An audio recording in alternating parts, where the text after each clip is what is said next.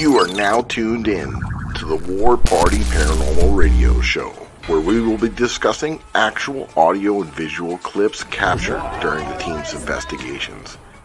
Hear firsthand eyewitness accounts from fellow team members and special guests.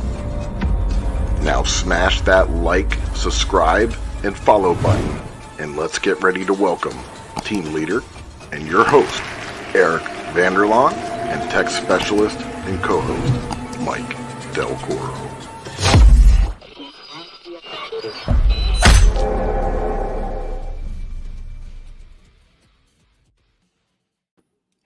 What's up, my paranormal people?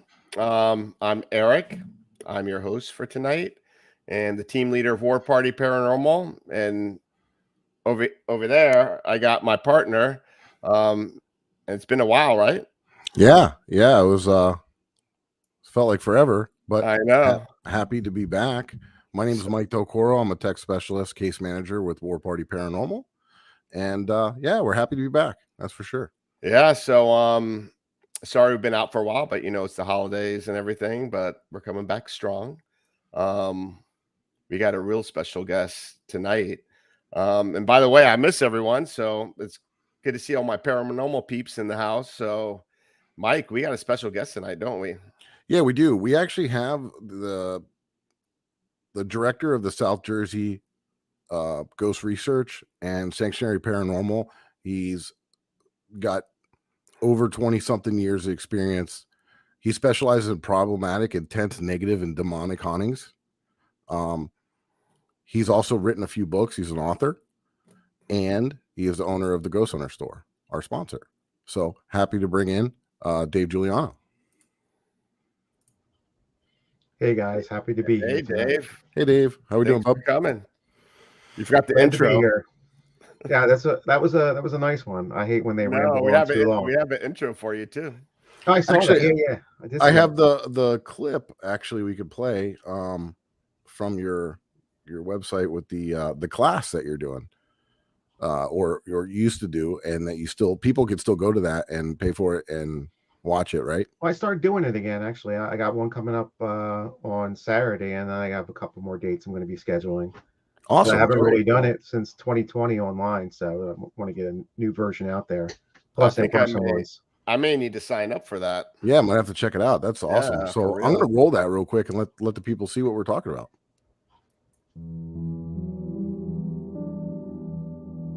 For the first time in 6 years, this Intro to Demonology class will be held online on July 25th. Whether you're a paranormal investigator that wishes to avoid any negative cases, or you have an interest in working on negative cases, this class can give you some insight on what to expect.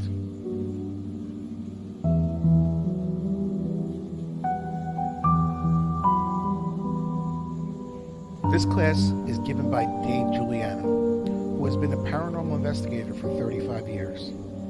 He deals primarily with negative and demonic cases. This class is unique because much of it is based on Dave's personal experiences, as well as actual cases he has worked on.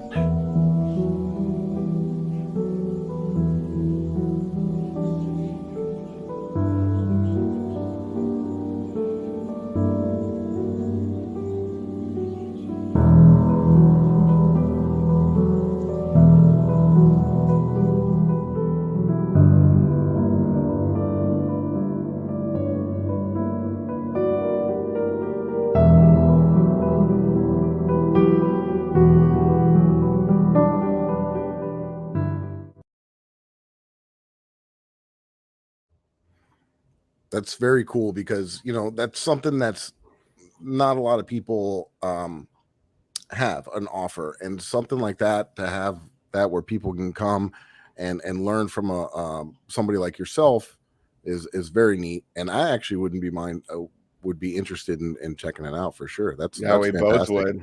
I absolutely am a firm believer that anybody that does paranormal stuff, whether it's just casual or anybody's going into any place that's haunted and doing some investigations, should have the basic knowledge.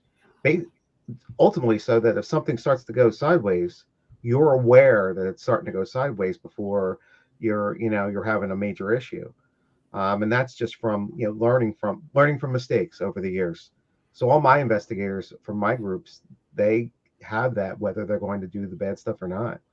And it there's times where maybe it's excessive, but there's other times where for that person it pans out, where they know, hey, that this is something we need to back out of here, or get some some help, some advice, whatever it is. Yeah. Well, we had an expert in that subject on our team that recently passed away. You might know him, Tim Yancey. Mm-hmm. He was our go-to guy for anything that was in a demonic case or anything like that. But I never had a chance to learn from him, so I would definitely be interested in your courses for sure. Definitely like to sign up, and I would encourage all my team members to do that as well. Absolutely. And you've done some cases and worked with Johnny Zaffis as well, right? I've known John for, I guess, over 20 years, and I mean, he's like a mentor to so many different people. But really I was able to, and especially early on, bounce stuff off of him. And still, if there's ever an issue, I know there's one person I can call right there. It's gonna, give it to me straight. But we actually had some cases that we worked on without knowing we were on the same case or back to back. And there was a couple in New York that we did.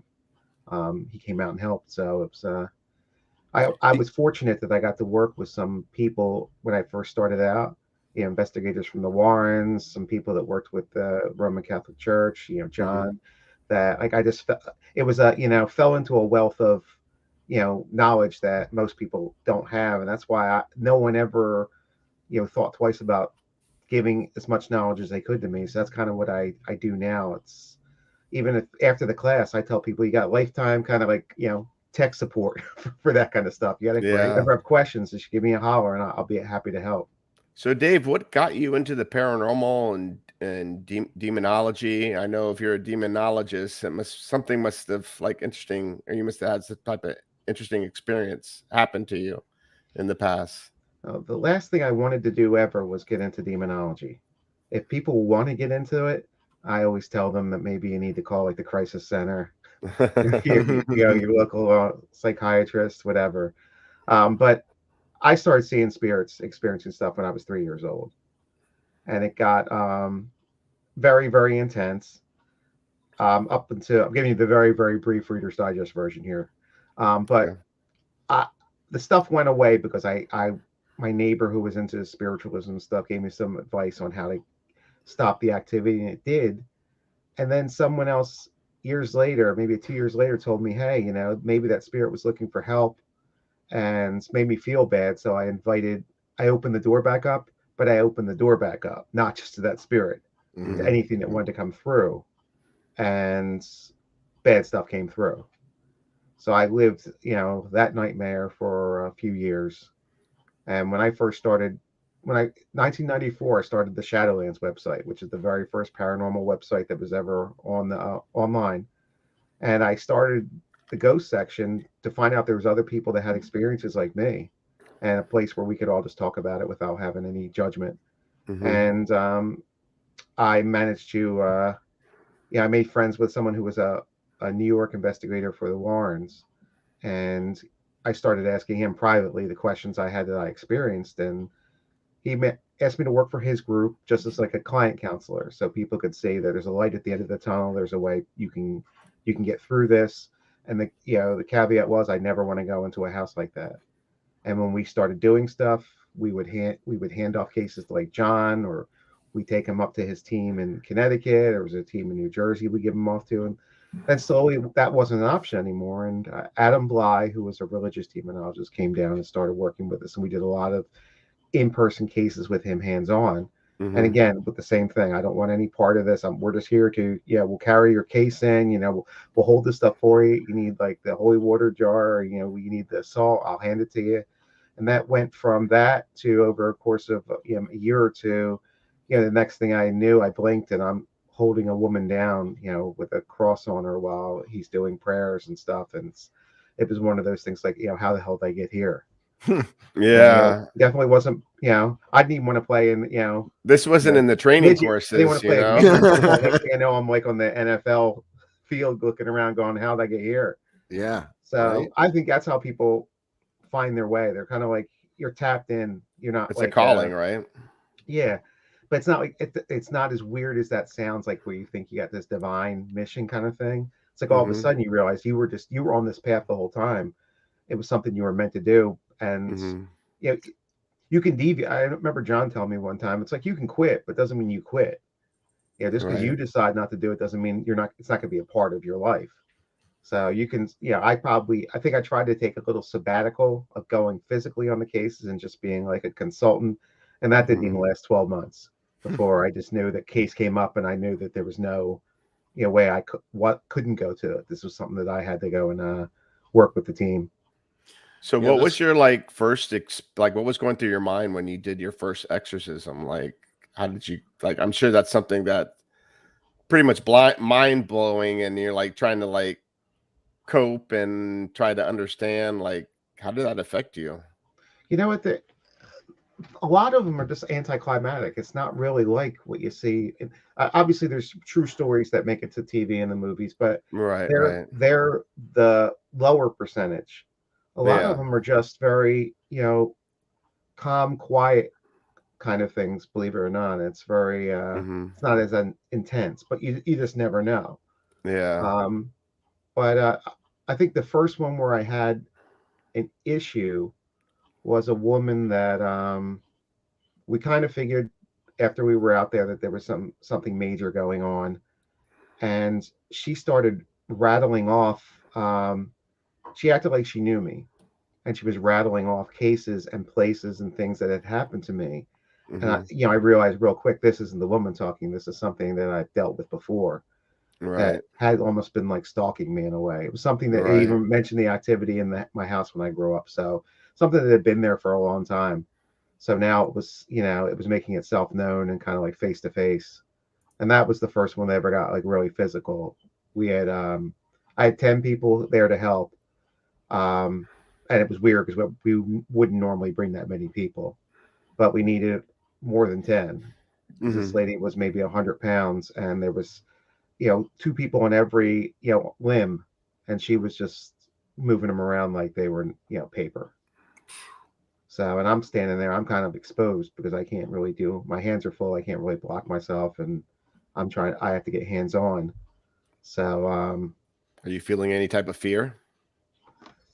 yeah, I think it'd be crazy if you didn't feel Right. fear, but I guess you feel confident in a way when you're, I knew I was in a place where I was able to do it. And I always tell people, I'm not doing really anything. I'm the MC of the show. Mm-hmm. I'm the host. Something else is working through me, if that's how it's going to Exactly. go. I'm Yeah. not. There's You no got the magic spirit working powers. through you. There's no magic powers in the hand or Yeah. anything like that. It's if that's how it's supposed to go. Something works through me, and that's I'm okay with that. It's like it's just a Mm-hmm. conduit. So when Mhm. you Right. feel it, when you feel that, you know that something's happening above and beyond, you, and that kind of stuff. It's humans are nothing to them. So Right. it's like you need that kind of something that's on their level anyway. Mm-hmm. But she almost pulled the book out of the Exorcist movie where she started saying personal stuff to me during it, Mm-hmm. trying to like challenge me and make me blink almost, and it got to me a little bit. But you got to have Yeah, that. I guess Have to have the that's what they game were face on. trying to do, trying to rattle you, right? Yeah, and And because Well, they they're want you trying to seek out your weaknesses and they're going to play on that. they want Right. that hiccup or they want you to blink, and then Yeah. they'll have a moment to pounce. And I just managed to hold everything together. It's Mm-hmm. many years ago, I worked for a police department. I remember going through the police academy and all that, and they told you it's like you hold you hold your shit together, and then you can cry, throw up, whatever you got to do after the event, but you can't during it. You got to hold it all together. So I think that kind of Yeah. helped a little bit, where it's afterwards, then you let it all down. That's where you can shake, sweat, whatever else. But during it, you gotta maintain a little bit. You And got I to be kind a of think that special did type help a of little bit. person, right? You got to be a special type of person and you're not like you're just going in the moment and doing what you've been trained to do. You don't have time to think about anything, reflect on it after it happens. Almost like when on Yeah. our paranormal investigations, I'll see something like a shadow figure and I'm like, I didn't see that. There's got to be an explanation for it. And then like later on, like I did see that, and it's like it probably hits you later. Yeah, I don't go in with any kind of plan. I just go in and I just kind of, it's more of like deliverance, because Yeah. exorcism is basically like a set, from A to Z. You read the thing straight through. It's a ritual. I Right. kind of use bits and pieces and kind of just whatever.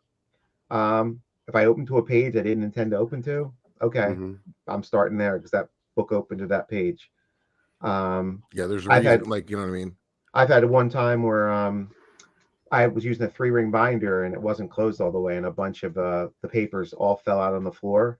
And I picked them up, and as I was thumbing through them to put them back in, I realized, wow, this is a crazy, like 10 different things, but they're all mixed up, but they make perfect sense together. So I just picked up the papers just like they were and used that, because hmm that's like, to me, that's It was some like a kind of sign. divine intervention or something. So Yeah. I Right. just used it, and it wound up I'm a firm believer in working. that, right? Like if they, like you said, like if they fell out, like almost like, all right, there's something telling me this is where I got to go. This is what I got to do. It's that you just got to go with that, and It's see like what someone happens. once told me that nothing's coincidental anymore. There's, I think, a reason for a lot of things that happen, especially when it comes to the paranormal. It's just recognizing that there's a reason, Yeah. and not being oblivious to it. I think that's kind of what, if anything, I've learned and kind of like refined a little bit over the years, was just to be more open to that outside suggestion. Right. Whatever signs are there, kind of don't think that I'm in charge ever. Right. That's why I usually walk in. I don't really have a set idea of exactly what I'm going to do. I wait till I'm there, because each environment's different. It's different kind of roll with client, the different punches. location, different spirits. So it's every single one is unique. So you can't there's no cookie cutter thing. You can't plan in advance that this is the game plan. Game plans get thrown out the door the moment you walk through the door. Yeah. So I have a question for you. What's your take on, now that the paranormal has become so popular on TV and things like that, and I think the three of us have probably all been doing it before it's come as popular as it is. But now, everybody, and it's almost like everything's a demon, everything's this, to try to stir up a audience, you know what I mean? And to bring scare tactics and to bring, more viewers and things like that. And don't get me wrong, I've worked with some of the different people, and we have on TV, and we love them to death, and they're all really good people. But I mean, just in general, what do you think that has to do with the overall field? Like, is it a good thing that it brings in a lot more awareness to the people, or do you think that it could be damaging? It's kind of hard to say, because I mean, I think it's both. You have a lot of people that watch the shows, and then now they're experts because they watch the shows.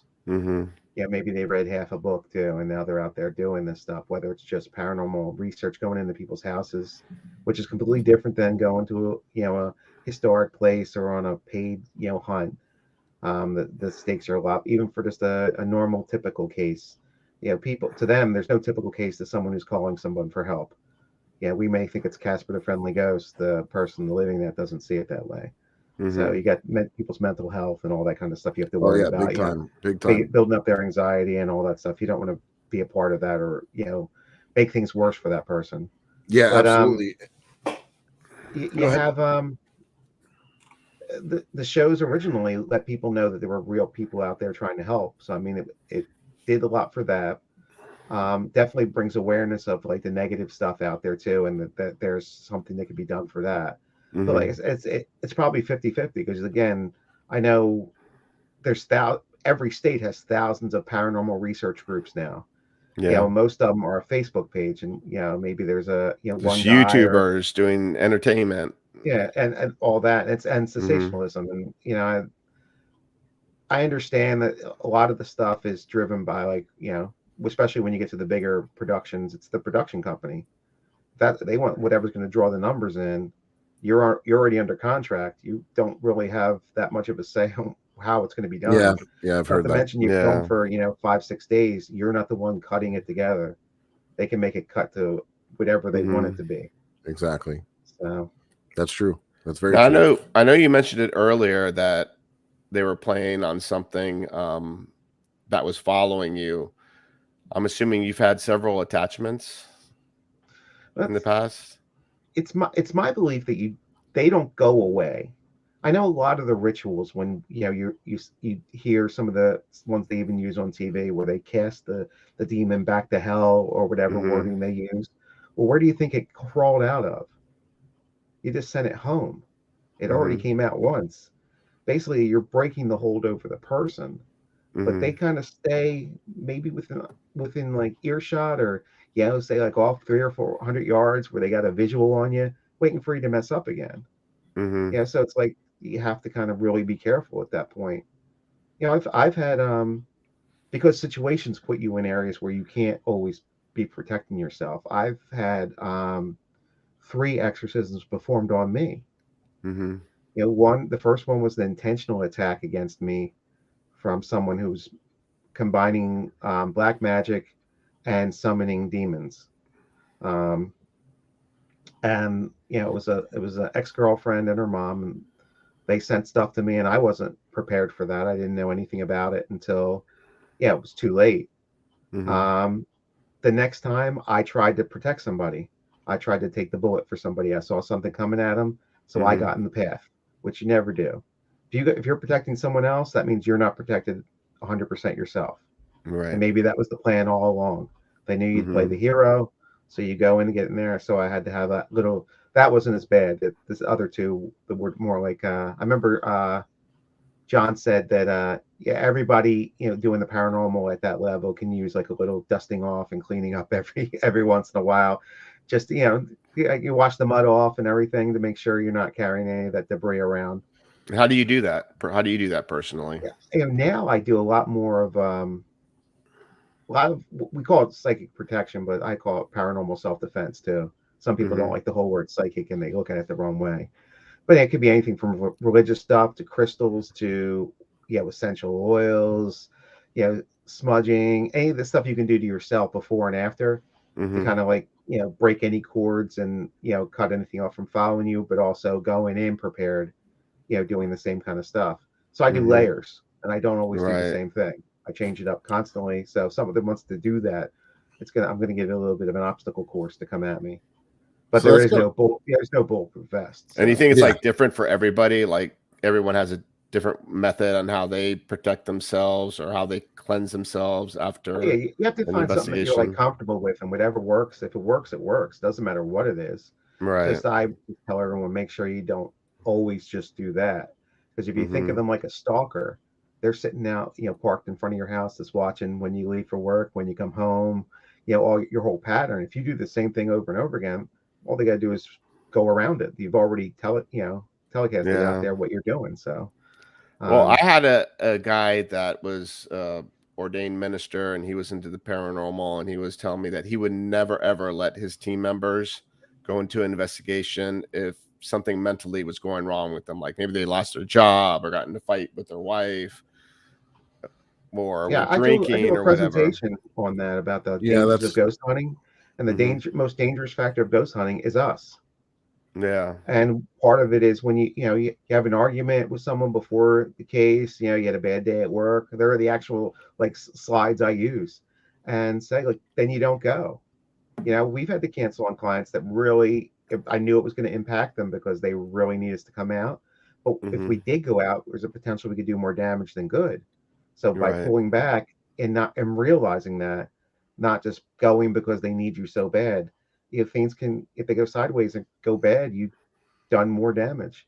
Yeah, because if you're not mentally in the right frame of mind, or if you're mentally just weak from everyday stuff, and you might be vulnerable to something dark if you're going into that realm, you like you said, and I'm a firm believer of that for sure. And that's the one nice kind of thing too about War Party Paranormal is we have so many members, And our main goal is to do residentials. That's how we got into doing the events.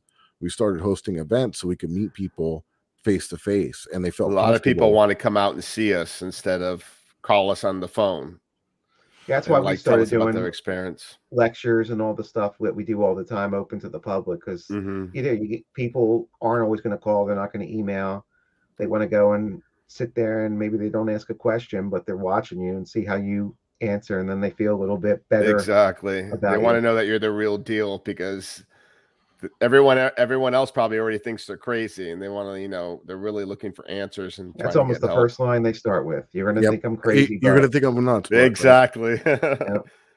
but yeah, That's that's go ahead. When our team first started, I mean, when I first started with the team going back like 24 years ago, one of the first things I changed, because I was someone that was like a client before. So I made everyone put their full names, our photos, our full names, and the town we live in, along with a little bio as a members thing.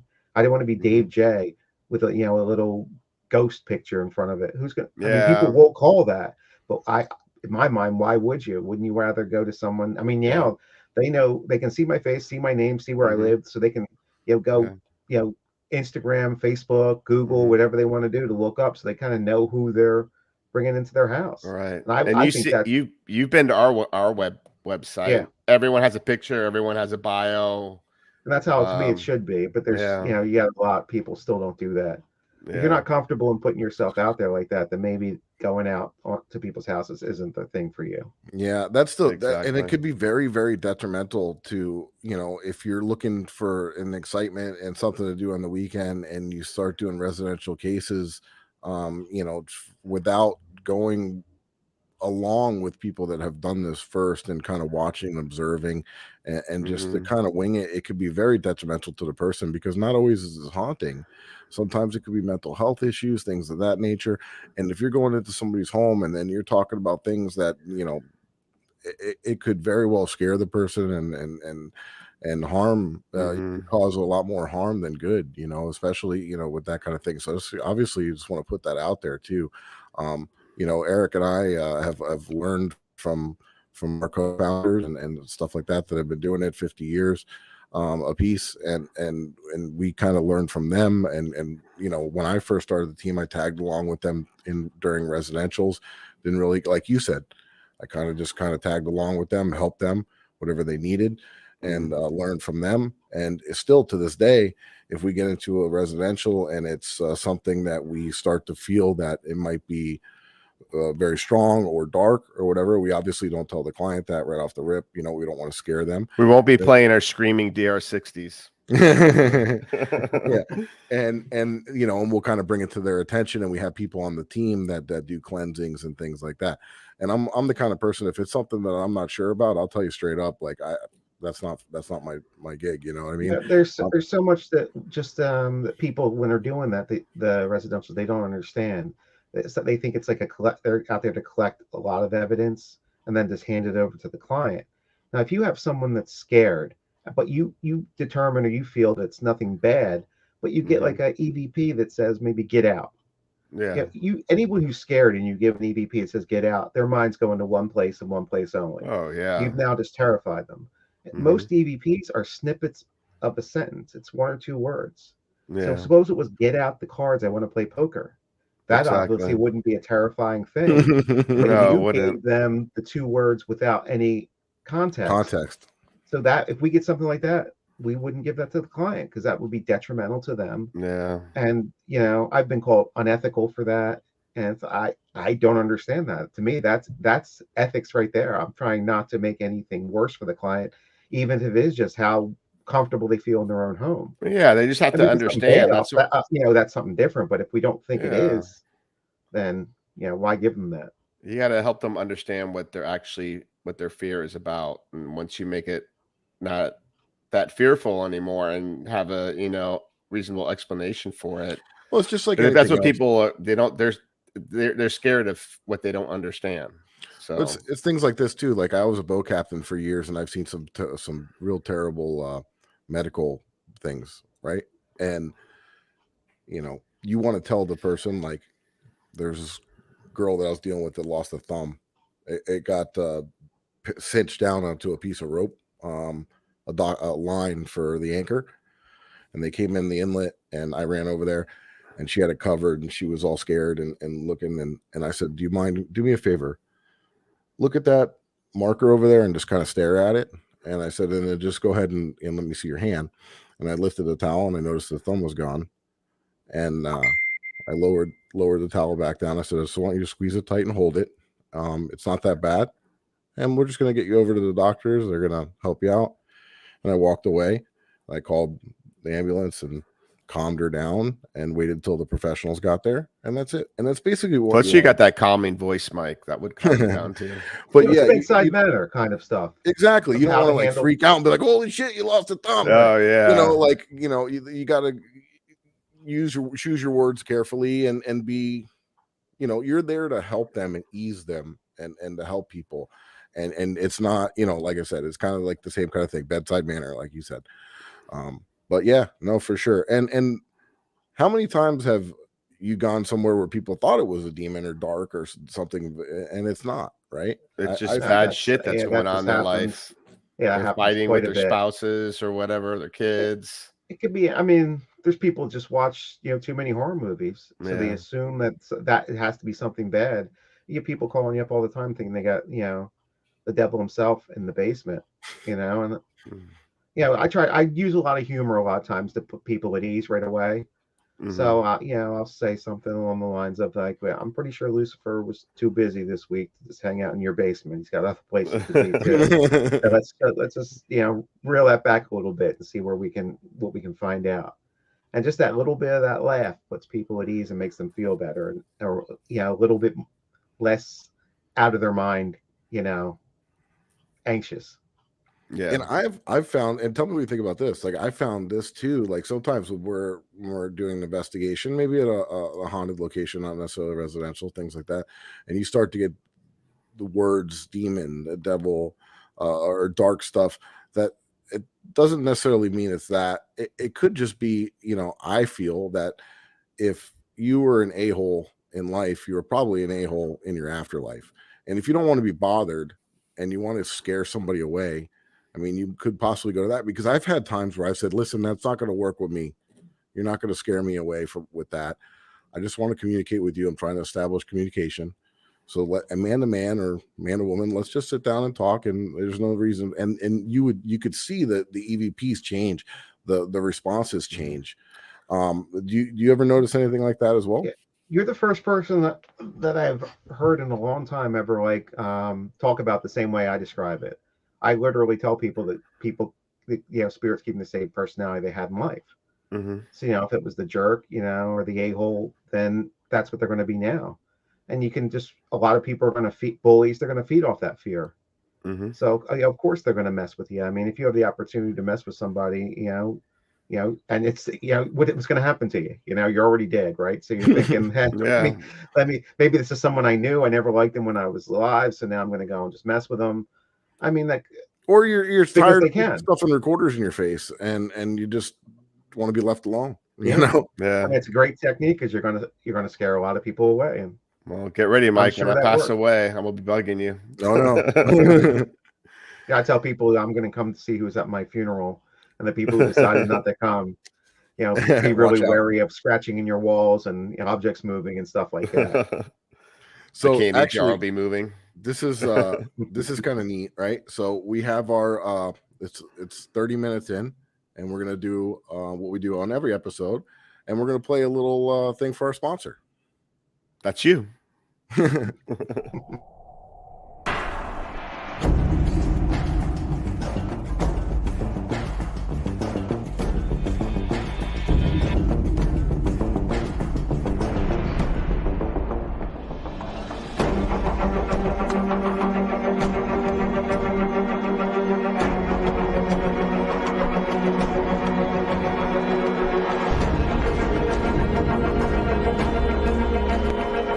What's up, my paranormal peeps? I'm Eric Vanderlaan, and I'm the host of War Party Paranormal Radio.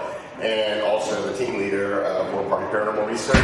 And we got an exciting announcement to let you guys know tonight, and it involves stuff like this, and my co-host is going to tell you all about it. What's up, guys? I'm Mike Del Coro with War Party, obviously. We are a technical team, and we always have people ask us, where can we get equipment like this? Well, you can get it from the GhostHunterStore.com. We got a nice little sponsorship worked out with them. We're going to be doing some giveaways, so stay tuned. Very, very cool, and go check them out at the GhostHunterStore.com. Peace.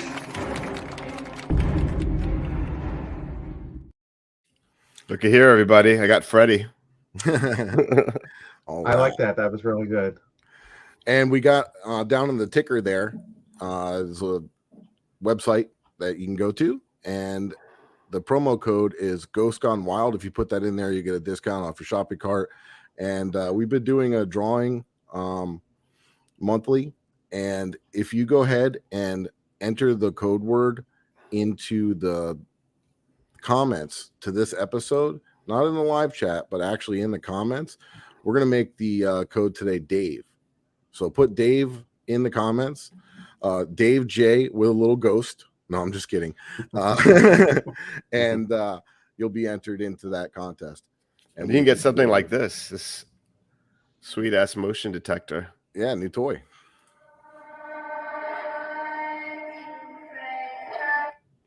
So go get yourself one. That's creepy. Thanks, Franny. All right. So I do a little extra advertisement for you there, Dave. There you go. I can't turn it off now. Leave it on the whole night. And by the way, everyone's a winner because you got the discount code Ghost Gone Wild. Not Girls Gone Wild, Ghost Gone Wild. Yeah. Everybody wins. Yeah, don't accidentally put the wrong one in there. It's ghosts. It's your only place to shop for paranormal equipment. And like I was going to say too, is not only do they have paranormal stuff, they have metaphysical stuff, religious items. They're your one-stop shop. They got everything right there. So very awesome. And like I like to say during our show, is the kind of the reason why I reached out to them to see who we could work together and different things like that, because customer service is one of those things that's kind of gone out the window, unfortunately. But before we even established like a working relationship, like I had ordered some equipment and I messaged him on the messenger. He sent me the tracking number. They're on it. They're really good at what they do. And obviously, you know, they're one of us. They're investigators. They're really good people, and they got a good thing going there. So definitely check them out. And we appreciate you, Dave. We appreciate everything and all our viewers as well. Most definitely. And then, so kind of moving on after that, what else we got going on, Eric? Well, so we were talking about demons. I wanted to ask Dave, so what got you into the paranormal equipment and the retail and One vetting day, things? sitting in my apartment, you know, trying to just learn more about the equipment. Back when there wasn't a lot of out there, I bought a cell sensor. I saw that it was rated as like one of the best paranormal or one of the best EMF meters before the paranormal stuff was even a thing. And I knew that people had used EMF meters as part of research, so I went and spent like $140 on one at a scientific surplus place, and I found by accident I found myself in a chat with a guy that was actually the inventor. So it's like kind of like off the cuff kind of thing, saying, "Hey, if I wanted to get a bunch for my group, would you give me a special price?" And he emailed me like the next day and said, "Hey, if you want to buy them by the case, here's your price." And I realized how much I got ripped off. So I think I said, okay, so I on the Shadowlands website I put out there, if anyone want them for like $30, you know how many, and I had like hundreds of people just message me instantly. So I'm like, okay, so it just started with one thing. And then I figured, okay, what else do I just look around my case? What else do I use? Can I get it cheaper than I paid for it and resell it for still cheaper than what I paid for it? And kind of just took off from there. And that was all before people started building the equipment on their own. Yeah. Gary Galka kind of started that, where when he came up with the Mel meters, which we were a part of helping develop, he overnighted the prototype for that to us to allow us to test drive it and give our thoughts on it and send it back. And the SB7, all that stuff. And then, you know, the dam burst and you have everyone building stuff, and 3D printers. 3D printers was a whole other game changer, because it made the stuff very durable Yeah. compared to the other. This is very Thinner durable. Yeah, it's heavier than, because like I said, I had that when I was telling you guys earlier. I had the Michael Myers one out, and it was Mhm. like every time I picked it up, I'm like, it just was heavier than I thought it was going to be. It's almost like what, a half inch or almost a half inch thick in some places, Mhm. and that's impressive. Yeah. You can get an idea.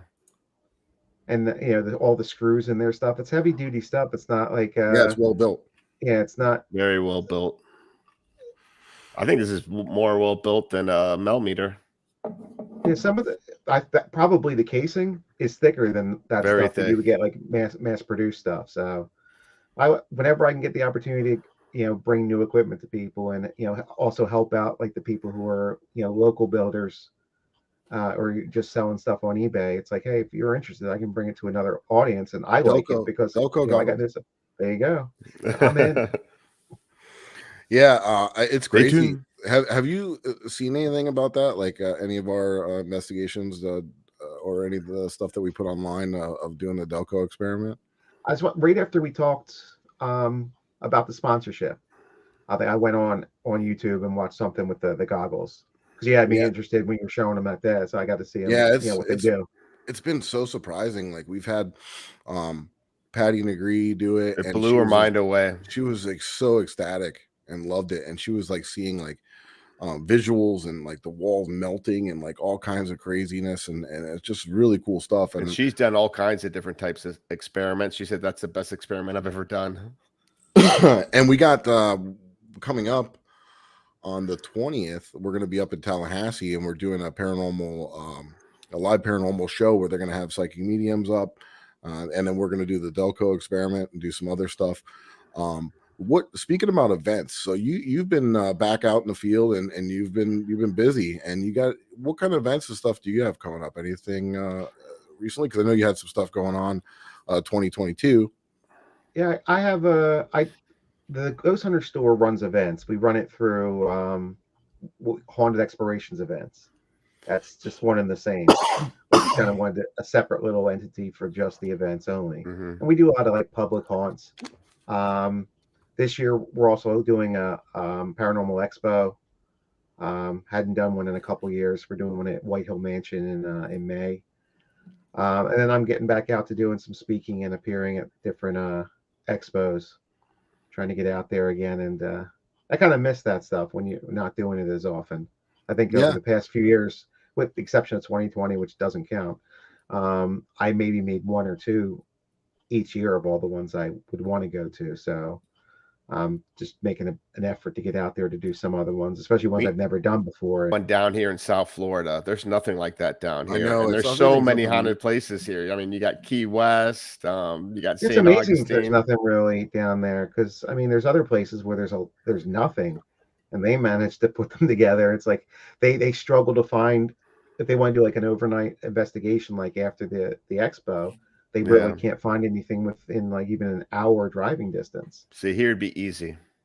Yeah, we got a lot of stuff. Yeah, I definitely like to work on that. I haven't been to Florida in a couple of years, so yeah, same. We're gonna have to have another Zoom meeting later. Exactly. For real. Hey guys, so we're getting a little bit down towards the we got a very special announcement, don't we, Mike? Tail end of the show. So just real quick, while we got everybody here, do you guys have any questions for Dave and stuff like that before we kind of continue? Because some of the topics that we were hitting on, if you throw them into the comments there, we could pop them up on the screen. And then while we're waiting for some of that, now, Dave, how long? Because I know you've owned the store for 22 years, right? Yeah. Or 23 now, right? How long have you been investigating the paranormal? So I count my experience from my very first, where I walked through the door of an investigation. Yeah, some people count it when they're, they've read a book when they were 10 and that's it. And so you're about 30 now, right? Exactly. Yeah. So 37 years this year. Oh, wow. From the anniversary of my first investigation, where I went into a private house of someone I knew. Yeah, it was a friend of my parents, and I went in alone, and that's where I learned you don't go in alone. I learned that the very, very first time that was a bad idea. So it wound up being like a pretty scary, and I still don't look at Raggedy Ann dolls the same way. I don't think I ever will. But would have wished I would have had at least one other person with me that day. Yeah. Well, we were talking to Johnny Zaffis. He was on our show, and we were like asking him about like his first experience, and he says like when it happened, his mind didn't register. It didn't hit him till like after the whole experience was over. I mean, that's how it worked for him. I mean, that's probably for most people as well. Yeah, a lot of the stuff, even when if I sit down and think about it, a lot of the stuff that happened to me when I was growing up, I have to like think twice. It's like, well, did that really happen? Am I just remembering it wrong, or did it really happen? Because you still question yourself, because some stuff you experience, while you can't forget it, it still tends not to feel entirely real. Yeah, the brain just isn't programmed to understand things like that. Yeah, that always happens to me. I've been trying to open my mind more, and I noticed that more things have been happening when I've been doing that. I got into this when I was very skeptical, but that's good to be skeptical. I like skeptics because they keep everyone else honest. Yeah. If you have a choice between being a true even believer, when it's real, I'm like, did not just happen? Like, how did that happen?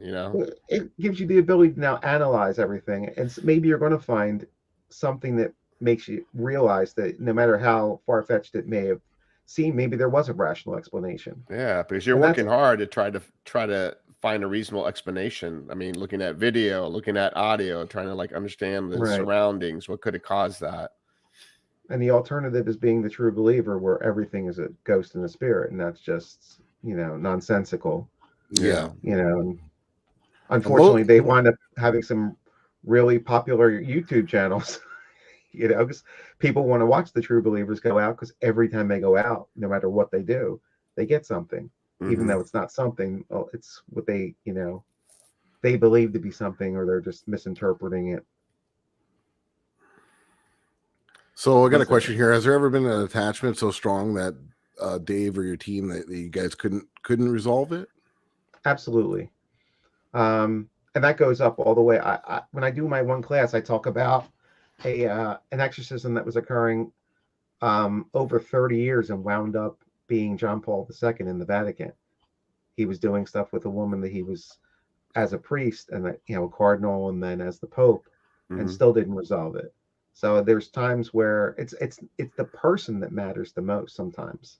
If they don't 100% want it gone, or if they've done something that's allowing it to be there and they don't want to stop it, there's nothing you can do. I could say, I could 55-gallon drums of holy water, or I can do prayers. We can try to cleansings or do Reiki and try to release attachments. But if they don't want it gone, it's not going anywhere. It's more like they got to push it out. Yeah, it's dependent on the person. Push pull, where they got to push, we'll pull. But if they're not pushing, there's nothing we can do. We're just wasting our time. So the success rate is the percentages are in the non-successful factor. I mean, in their category, maybe 30% become entirely successul. Long term, maybe 20%. The rest, because there's homework, right? Just like, because we kind of tell our it's a little different, but during residential, we say, we don't have a can of Ghost Be Gone. We're not going to come in there and go exactly, and then we got to go. You have to. Yeah, there's going to be homework. There's stuff that you have to do too to maintain this. You have to bring positive energy. You have to do these couple little tricks and things that we'll tell you to do, and homework involved, and permanently. Yeah, that's the key. It's not just a little bit. It took however long it took to get to the point where we're out there. We'll give them and help them with that initial push to get it away. Now it's up to them to maintain it. We can't. I know there's a lot of groups that will come out every like 3 to 6 months and do it again and again and again. You're just enabling the person. You're not helping the person, because you like coming out and saying, "Hey, we got another one to do this weekend." That's not what it's about. You want to be able to help them, and then give them the tools to help themselves. Yeah, usually no news is good news, right? Exactly. You don't get too many people honestly contacting you once it's successful, because for some people it's the worst thing that ever happened to them. So they don't want to rehash it and talk to the people that were involved in that. They just want to move on. Yeah. I'm not doing it for a medal or pat on the back. It's no, like you said, no news is good news. I assume if we're not hearing from them, everything's good to go. Exactly. No, that's the best feelings when you can like help a family out or a person out. No, there's no dollar amount for that. I mean, just the satisfaction of you like being able to help this family or this person. Absolutely. That's the best reward right there. Absolutely. Well said. And guys, just want to let you know we're about 10 minutes. You guys are going to be switching over to the next episode on the KGRA Digital Broadcasting Network. And we're here. We're happy to be here. And there's a lot of other great shows here. KGRA is an alternative radio station that covers cryptids, paranormal, UFOs, a lot of different things. So definitely check them out. KGRA DB Digital Broadcasting Network. And we appreciate you guys for listening to us. In about 10 minutes, you got to be rolling over to the next show. And if you still want to stay, if we're still here, you can hop on over to our YouTube channel, War Party Paranormal on YouTube. And we're here. And we appreciate you guys. You should probably make that quick announcement. Don't we have a quick announcement before they sign off? Yeah, absolutely. We got 10 minutes. But yeah. We got a new announcement for you guys. Some of you know, some of you don't know, but Eric and I are going to be starting a new venture. We're airing our first episode on Paraflix of one of our investigations, and we joined Paraflix, so we're going to be filming and putting out some of our investigations with the team, War Party Paranormal. And I have a little intro for the show that I'm going to play here for you guys. And if you guys don't or are not subscribed to Paraflix and you want to, if you go ahead and put in that code, we're going to give you more codes, right? So if you put in the code The Haunted Files 25 when you register to Paraflix, you get 25% off your annual subscription. Big shout out to CEO Natalie Jones and absolutely. Patty Negree for sure. Fantastic people, and we appreciate their support.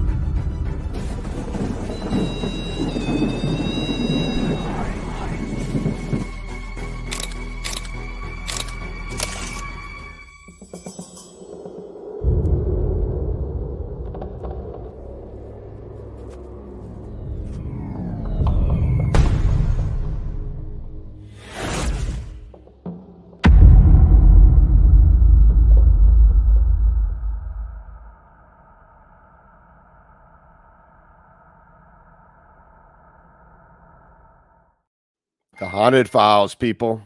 January 14th. Guys. Very cool. Yeah, January 14th. First episode. Our first episode. It's our investigation at the Last Chance Saloon down in Homestead, Florida, right before you enter the Florida Keys. Very, very active night. You guys are going to want to check it out. Very neat stuff. We're going to be different. We're going to have amazing locations. It's all going to be real paranormal evidence, and we're going to change the game up, and we're going to be doing all kinds of experiments. So stay tuned. You won't be disappointed. Absolutely. Looking forward to it. All right. So now that we're sharing that, I just have another announcement because Dave, we always support all our team members on our team. So just want to give another shout out to Franny. She's one of our teammates, Supernatural Eye. January 26th, Thursday, she's coming out with episode 3, Gold Coast Railroad Museum. And you don't want to miss that. Go click on subscribe and click your reminders. And I got a quick trailer to show about her. So here we go. Coming up on season 2 of Supernatural Eye. I always do that. You okay? Did I hit? Oh, the wall. Yeah. making sure. Just making sure. Probably think that's fun.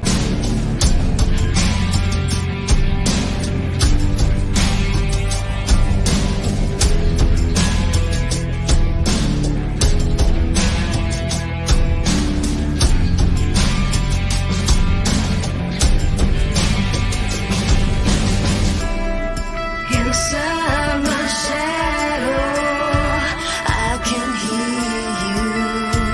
Am I near you? Inside my shadow, I can smell you. Can't tell you.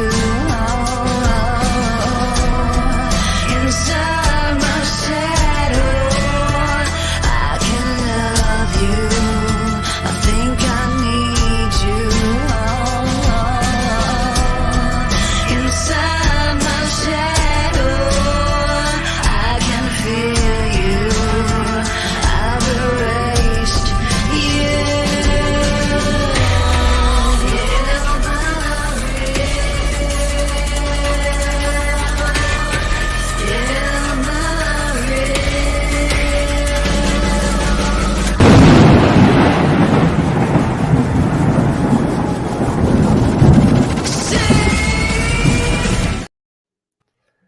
So I got to give everyone a shout out on our teams. I don't want to leave anybody out, but the music's by Ernesto Paez, Modern Mimes. He's another one of our teammates.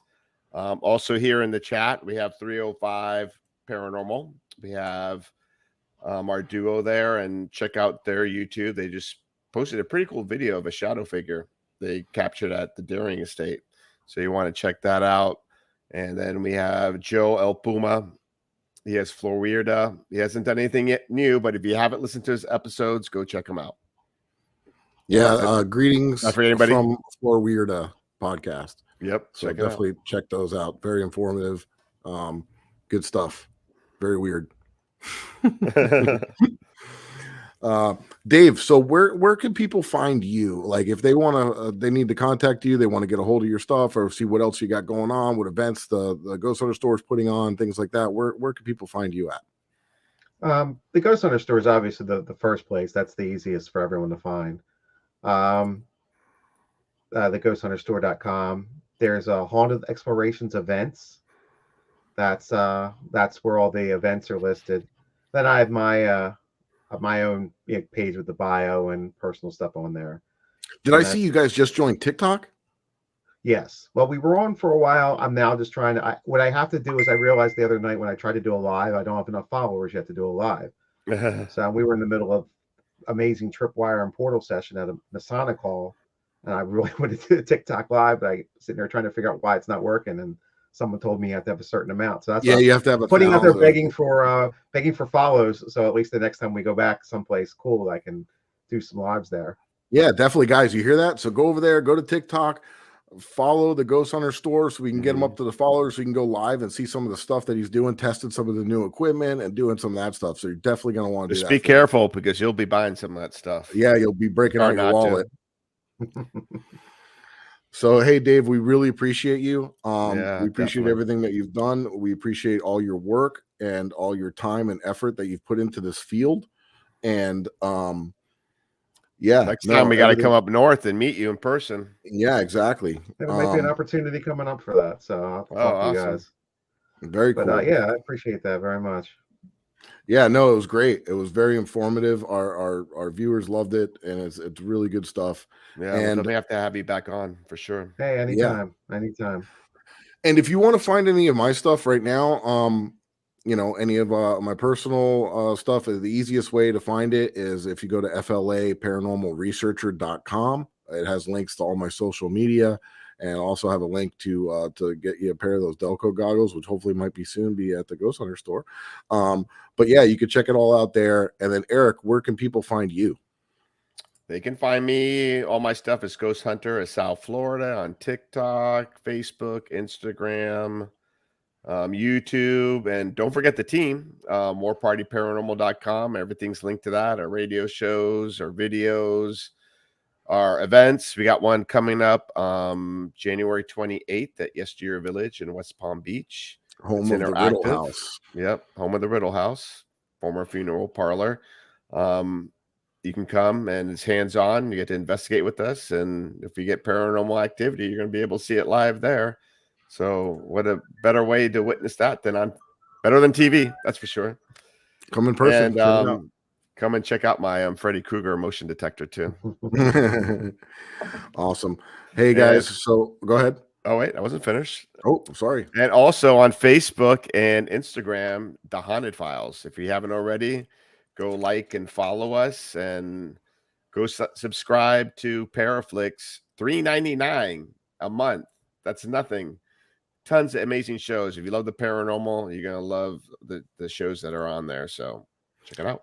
Plus, you get the discount for annually. I think it's like $30 a month or something. I mean, a year. $40 a year or something if you use the code. It's very inexpensive. More expensive to buy a ticket to the movie theater. And they're really growing, and they got a really good thing going on. They're going to and hosting a lot of different events, Paraflix. So very cool. Very happy to be part of that family as well. You gonna take it home now? All right, let's do it. Good night, everybody, and we thank you all for watching and listening.